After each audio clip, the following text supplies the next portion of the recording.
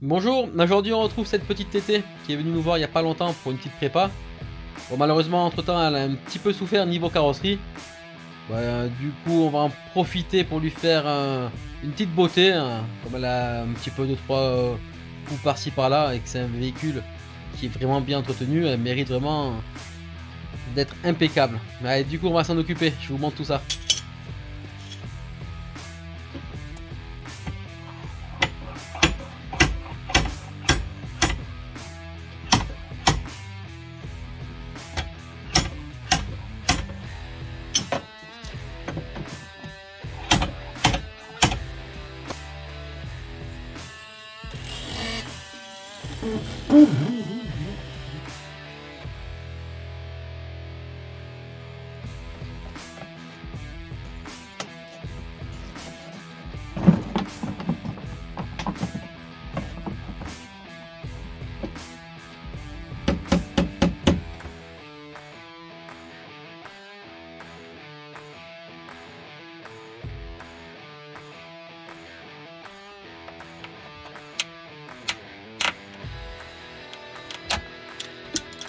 Ça, c'est moche ça.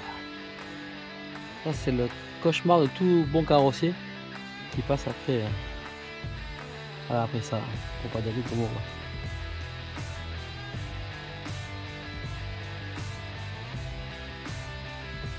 Voilà.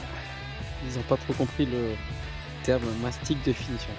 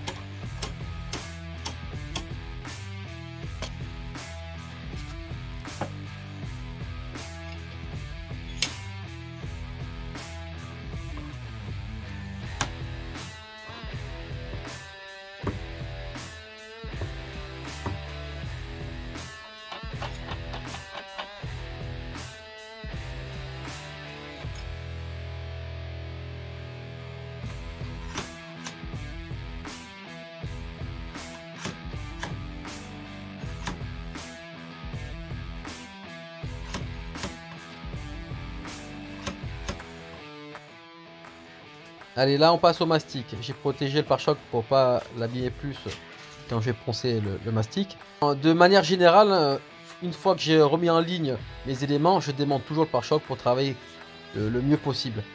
Mais là, malheureusement, le bourricot qui a travaillé sur ce véhicule avant moi a collé les espèces de glissières sur les côtés. Alors, comme c'était vraiment pas le moment de tout arracher, j'ai opté pour cette solution-là. Bon, du coup, comme j'ai pas mal d'épaisseur à rattraper à cause du maçon qui est passé avant moi, même si j'ai redressé un petit peu, je ne vais pas me permettre de gratter toute l'aile.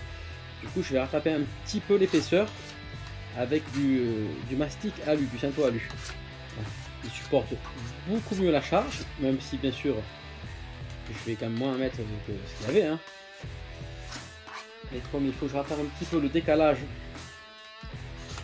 avec leur massacre, je vais opter cette solution. En plus d'avoir redressé, bien sûr, hein, j'insiste là-dessus, hein.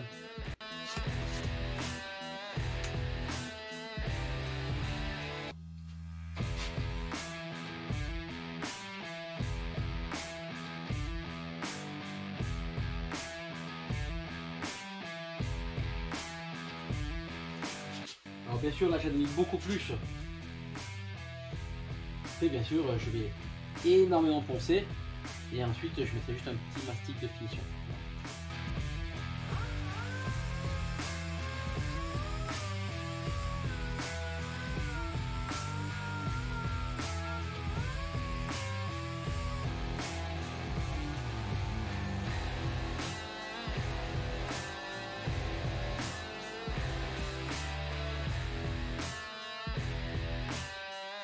Allez, on passe à l'après. Bon, sur les véhicules foncés, j'aime bien utiliser un après foncé et vice versa pour les véhicules clairs.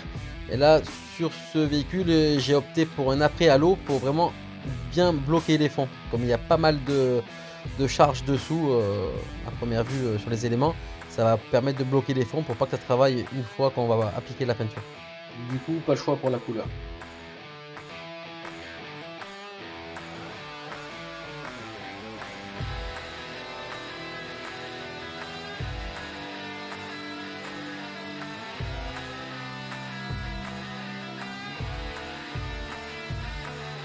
Pour concevoir la peinture, la teinte, je vais utiliser le spectro pour analyser la couleur, parce qu'en plus c'est pas une peinture d'origine. Ça va nous permettre d'avoir la formule exacte. Bon, bien sûr, avant d'analyser, j'ai nettoyé et illustré le support.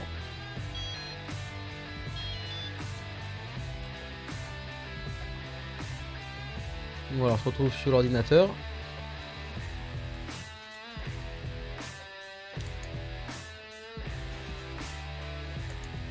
Attends que ça télécharge, on va ouvrir.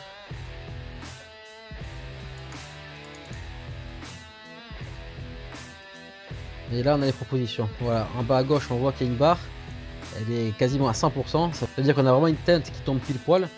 Là on voit les autres suggestions. On va prendre la première, celle qui est le minoté. Donc voilà, on retrouve sur la droite les bases qui rentrent dans la couleur.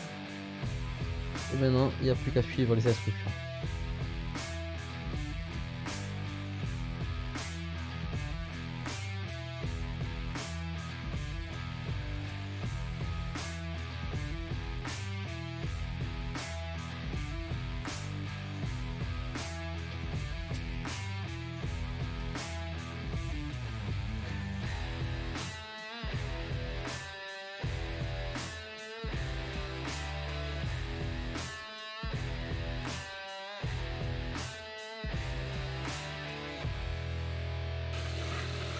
Et allez, une fois que c'est tout bien pensé, on va vraiment astiquer pour enlever le maximum de poussière.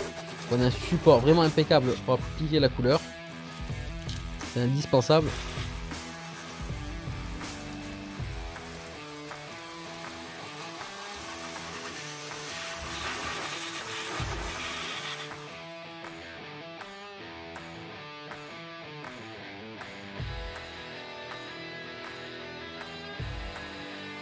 Après avoir dégraissé, je passe un petit tampon exprès pour enlever les petites poussières. C'est un peu un anti-statique, on va dire.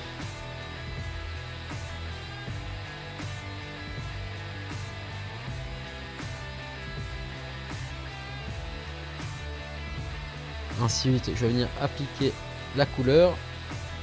Je vais vraiment couvrir l'après blanc et je vais m'éloigner un petit peu. Je ne vais pas mettre de la teinte sur l'élément en entier. Comme ça, ensuite je vais passer mon vernis et on va vraiment avoir une teinte qui se fond pour pas avoir de différence entre les deux éléments côte à côte. Et là on peut voir le résultat. Bon, j'espère que cette petite vidéo vous a plu. Si c'est le cas, n'hésitez pas à lâcher un petit like, ça fait plaisir. Pensez à vous abonner, à activer la petite cloche pour recevoir les notifications quand on sortira de prochaines vidéos. Merci de m'avoir suivi et je vous dis à la prochaine.